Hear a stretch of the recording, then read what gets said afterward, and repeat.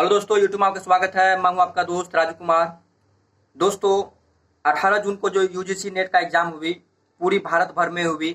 यह भारत लेवल का एग्जाम था और बहुत बड़ा एग्जाम है। इसको एनटीए नेशनल टेस्टिंग एजेंसी के द्वारा कंडक्ट करवाई जाती है, जिसमें कि असिस्टेंट प्रोफेसर और जूनियर रिसर्च फेलोशिप के लिए ये एग्जाम होती है, यानी कि नेट और जेआरएफ के लिए।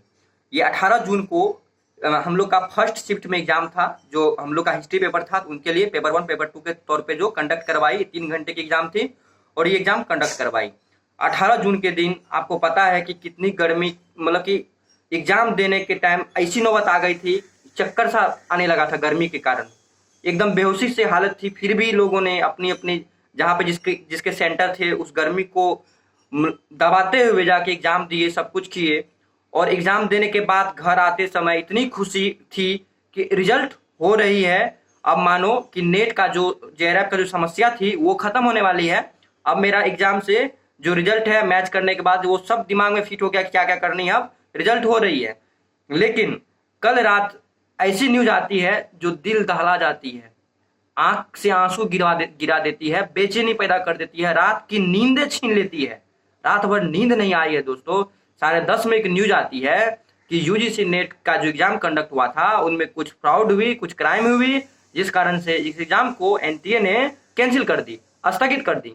आप लोग ये बताइए, कोई बच्चा, कोई विद्यार्थी इतने मेहनत करके इतने दूर जाके एग्जाम कंडक्ट आप करवाते हो, एग्जाम जाके देते हैं, और इस गर्मी में एग्जाम देने के बाद अगर उस बच्चे की अंदर खुशी की गुब्बारा फूट रही होती है कि मेरा रिजल्ट होने वाला है, और इस बीच में आके आप भंडारा फोड़ते हो कि आप एग्जाम में गड़बड़ी पाई गई है, एग्जाम को रद्द की जाती है, तो बताइए बच्चों के भविष्य के साथ ये खिलवाड़ है कि नहीं है? ऐसे में बच्चा क्या करे, कुछ समझ नहीं आएगा। इसमें तो आप लोग पूरा जीवन को ही बर्बाद करने में लगे हुए हैं, सबकी भविष्य को बर्बाद करने में लगे हुए हैं। ये देश की सरकार नाकाम सरकार है। ये क्या कर रही है? सोई भी है। हर तरह के एग्जाम हो, कोई भी तरह, इतना तो बच्चा का डायपर से पैखाना लीक नहीं होता है, लेटरिन लीक नहीं, जितना कि आपका एग्जाम का पेपर लीक होता है। हर पेपर में वही बात है, exam leak, paper leak, paper leak, paper leak. आपका कौन सा एग्जाम है यूपीएससी को छोड़ के जिसमें आपका पेपर लीक नहीं होता है? शर्म आना चाहिए सरकार को, देश की सरकार को शर्म आनी चाहिए। शर्म करो, शर्म करो, शर्म करो। आप लोग शर्म करो, देश की सरकार। हाय हाय, आप लोग कायर हो, कायर। एक एग्जाम सही से कंडक्ट नहीं करवा पा रहे हो, कायर हो। इससे अच्छा कि आप लोग इस्तीफा दे दो जनता के हाथ में, सौंप दो सत्ता। चलाएगी कार्यपालिका के द्वारा चलाई जाएगी, जो सिस्टम के अंग है वो चलाएंगे सरकार, वो चलाएंगे संस्था को। आप लोग कायर हो, एक एग्जाम सही से कंडक्ट नहीं करवा पा रहे हो। आप लोग इससे क्या होगा? देश चलाने की बात करते हो, एग्जाम सही से नहीं करवा पा रहे हो, पूरा देश चलाओगे आप लोग।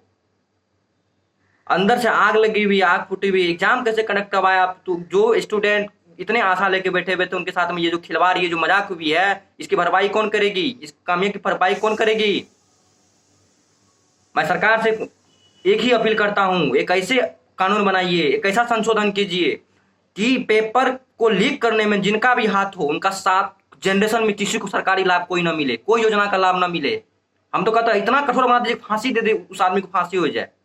हम आयोग से सिफारिश कर रहे हैं, सरकार से सिफारिश कर रहे हैं, कानून को संशोधन कीजिए, एक ऐसा कानून बनाइए, एक ऐसा नियम बनाइए जो पेपर लीक में संलिप्त पाया जाएगा, जो इसमें संदिग्ध होगा, जो इसमें आरोपी होगा, उसके 7 जनरेशन, 7 खानदान में उसके आने वाले बेटा के बेटा के बेटी के बेटी के बेटा, किसी को भी नौकरी ना मिले, 1% नौकरी ना मिले और न कोई सरकारी लाभ मिले उनको, तभी ये पेपर लीक की बात रुकेगी। नहीं तो ये पानी से भी बदतर हाल हो गई है आपकी इंडिया की पेपर। इंडिया में सबसे ज्यादा खराब एग्जाम अगर कहीं भी कंडक्ट करवाई जा रही है इंडिया की, चाहे वो स्टेट की हो, वह सेंट्रल लेवल की हो, सबकी वही बात, पानी की तरह। पानी भी इतना लीक नहीं होती जितना आपकी पेपर लीक हो जा रही है।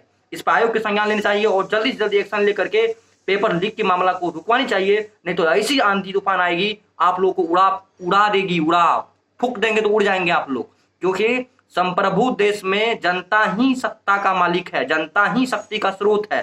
अगर आपको शक्ति दिए हैं, शक्ति का सही इस्तेमाल कीजिए, न कि गलत इस्तेमाल कीजिए। यही अपील कर रहे हैं अभी भी आप लोगों को। अंदर कितनी गुस्सा है आप लोग नहीं जान पाइएगा। किसी बच्चा का जो आप के साथ क्या काम किए हैं आप लोग, वो आप लोग को पता होना चाहिए।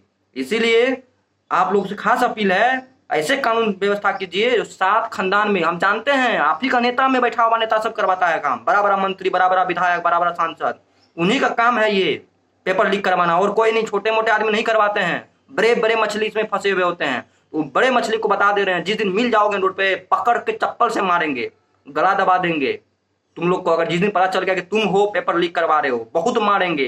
इतना मारेंगे कि 7 खानदान पीढ़ी याद रखेगा कि कोई मार खाया था, चाहे वो विधायक सांसद कोई हो। जिस दिन पेपर लीक में पकड़ा गए हो, जनता के बीच में, सभी स्टूडेंट के बीच में आ गए ना, उस दिन बताएंगे क्या हाल नष्ट होता है तुम लोग का। इसलिए अपील करते हैं ऐसा कानून व्यवस्था बनाइए जिससे कि पूरे देश के सिस्टम में अगर कहीं कोई पेपर लीक की बात करे उसकी रूह कांप जाए, पेपर लीक ना करवा पाए, क्योंकि 7 खानदान में किसी को कोई लाभ नहीं मिलेगा। मैं आयोग से सिफारिश करता हूँ और हाथ जोड़ता हूँ, ऐसा कोई कानून व्यवस्था बनाइए। आप लोग तो बर्बाद कर ही दिए, पूरा बर्बाद कर दीजिए।